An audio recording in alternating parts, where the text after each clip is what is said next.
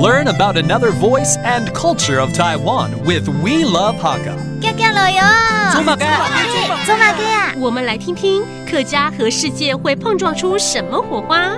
Hey, what's up? It's time for the World of Hakka here on ICRT. I am Joseph Lin. And did you know in this month, the Friday before spring equinox is World Sleep Day? It is a day to celebrate the benefits of good and healthy sleep, but also to tackle the management of sleep disorders. Now, did you know in the world, the countries that have the most sleep on average are the Netherlands and Finland at about 8 hours, but countries like Sudan and Yemen have the least at around 5.5 hours. Now, how about here in Taiwan and how about the Hakka culture? Do they put a lot of emphasis on sleep? Let's find out with Mei Jiang.Hello， 大家好，我是妹讲。妹讲，你觉得你一天大概睡几个小时啊？7、8个小时一定要。有哈。其实说到睡眠啊，传统跟哈嘎种啊，也非常重视睡觉这件事情，而且不是随随便便的睡梦哦。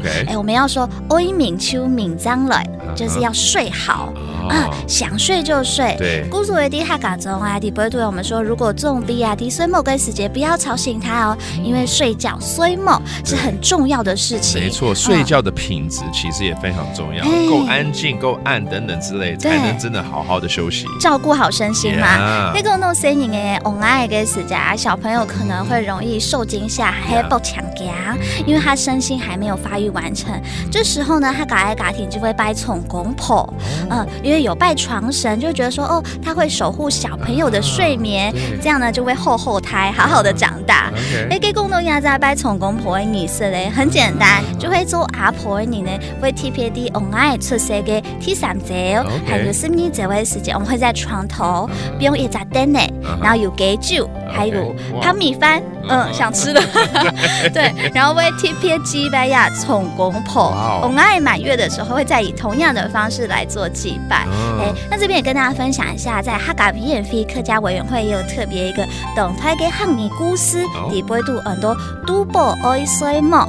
这个绘本其实就是描述说，因为睡眠的关系非常困扰跟身影不再依赖神奇的东西，然后学会低估思底不会读为慢慢的入睡哦。没错，我跟你讲，睡眠真的很重要。我前一天如果没睡好的话，主持节目我都哩哩啦啦这样子。真的？那今天有睡饱？今天睡饱。好，我们来教几个单词关于睡眠好了。Let's teach you some phrases associated with sleeping, including sleep 睡觉，睡梦，睡梦。You gotta have your pillow 枕头，枕头 and then the blanket 棉被，皮棍。And there you have it, all about sleeping better. Thank you so much for listening. 什么台嘎？汉子 say 张来了。